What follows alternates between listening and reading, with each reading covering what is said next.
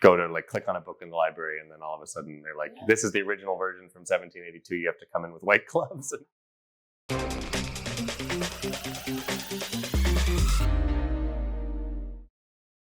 The US Fulbright Student Program in Austria has a number of different grant types to choose from, each of which offers students a unique way to engage with their disciplines and projects. To help you determine which grant type is the best for you, we sat down with the 2023-24 US Fulbright students to learn about each grant type from the recipients themselves. In this interview, we discussed the Fulbright-ifk Junior Fellowship with Aviv Hilbig-Bokaer, who received this grant to conduct his research at IFK in Vienna.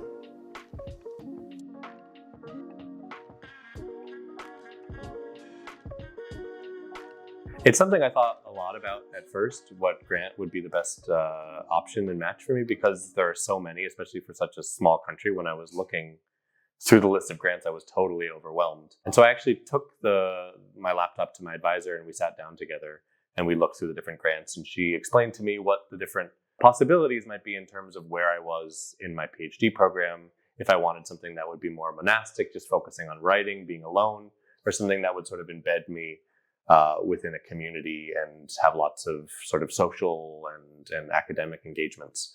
And I ultimately chose the IFK grant because I think it really is that you're embedded within an academic community here, and you make so many partnerships and exchanges and friendships.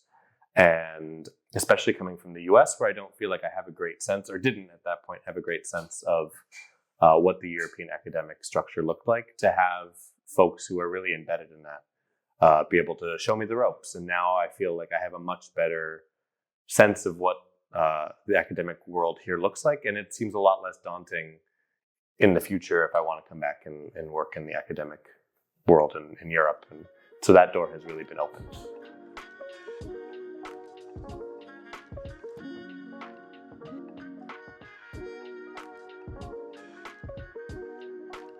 It's absolutely an independent award, and is really structured on the project that you bring to the table.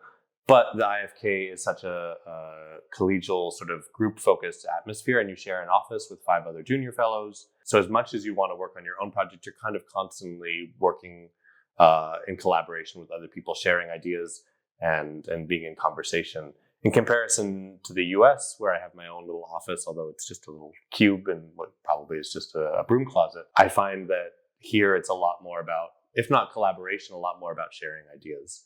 And I found that to be a really amazing experience, especially as I'm now starting the dissertation phase of my research, to be able to start to make these connections. I think in 2 years and 3 years, when I'm really trying to just write, it's going to be a different experience. But right now, in this time where I'm really trying to sort of lay out and think about what it is I'm interested in researching, to have this incredible community and network is completely invaluable. Yeah.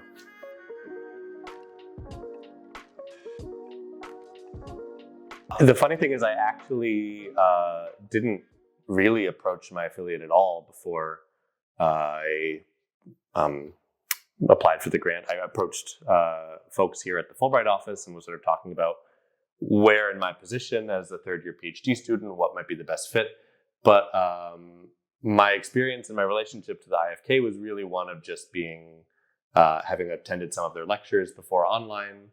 And I think that's fine. I don't think you need to have an incredibly well-established relationship with the IFK beforehand to make it a really successful fellowship. In fact, all of the other junior fellows I know had really little contact with the IFK before they began their fellowship, because it is sort of a hidden gem in Austria. That being said, I think the people of team there would be absolutely more than happy to speak to prospective fellows, particularly prospective Fulbright fellows. In fact, I was talking to some of the folks there, and they often are interested in attracting more students from the US because there's more than one different type of grant there that they offer, and especially for research fellows and people sort of outside of the PhD program. I think they're always happy to make those connections and be a great resource. But for me particularly, I didn't have any contact with them before. But I did my own due diligence. I did a lot of research. I spoke with their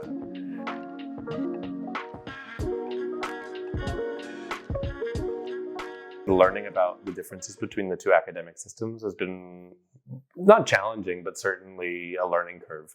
I think the most practical of that has been figuring out how to use the library, or the multiple different kinds of libraries, because being affiliated with a university in New York, I'm pretty privileged to basically have them sort of be my last and only call when it comes to getting resources. Here in Austria, I had to piece it together a little bit more, and it was never the case where I found like I couldn't find something, but it was a little bit more about what library might be the place that has this, how do I get access to these things, what are the sort of, not rituals, but what are the sort of different rules and customs when it comes to going to the library, because there are some libraries where you can't take books out of the library, which for American students is sometimes a little bit unheard of. And so that was one thing that was a little bit tricky, but something I leaned really heavily on my colleagues. We were also kind of constantly making library trips for each other. And so that would be one thing that I found was required a little bit of figuring out.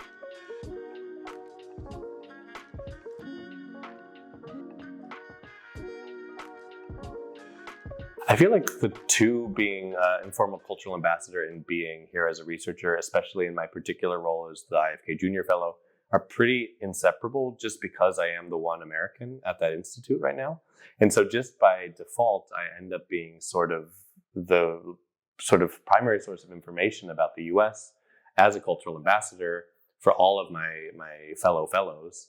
And I find that to be really amazing and interesting, particularly in a year like this where it's an election year. And it's also an election year in Austria. So you get to sort of engage in this sort of cross-cultural dialogue that I really didn't anticipate, because I didn't think of myself per se as I'm going to like make this cultural connection, because, you know, I feel like in some sense I already have this sort of cultural relationship with Austria, having done the teaching grant here 7 years ago. But there's always ways in which, as an American, you're sort of asked to confront your status and your identity as an American, and I think it can be really special.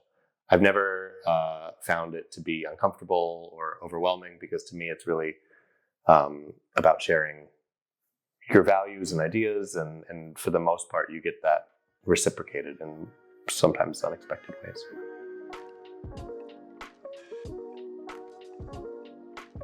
Coming from the US, even though I've been in Austria for quite some time, I still can't really get used to the way that people deal with waiting in line here.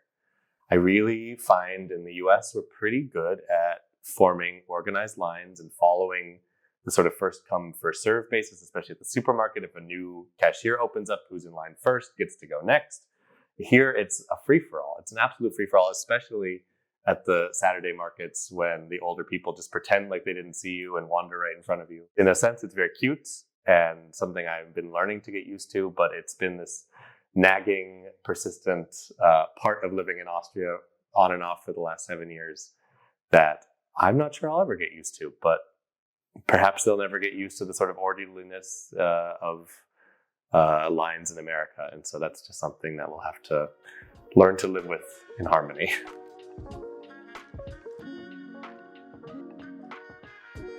My biggest takeaway so far is that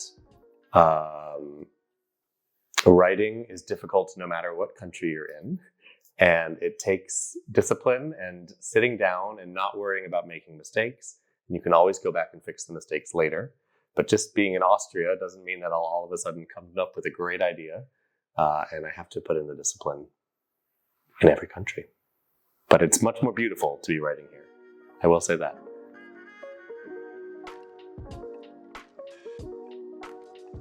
My advice for people applying to Fulbrights, especially this one, is to talk to as many people as possible. It really feels a little bit cliche to say, but it really took a village to make my application come together. I spoke with people here at Fulbright in Austria. I spoke with my Fulbright office at my home university. I worked very closely with them. My two advisors were incredibly involved in the process. I was talking to sort of folks on the ground here in universities to try to build networks. By the time my application was sent off in October, I think it had seen 20 different hands. And I think that made it so much stronger to be able to, because there are so many stakeholders in the application process, the more people that you involve in your application, to learn from them, to get a sense of what could make your application better, what grants might be more of interest to you or less of interest, I think is absolutely a positive thing. And so I really tell everyone to speak to as many people as possible, share your materials, share your ideas, and then you'll end up with the perfect grant.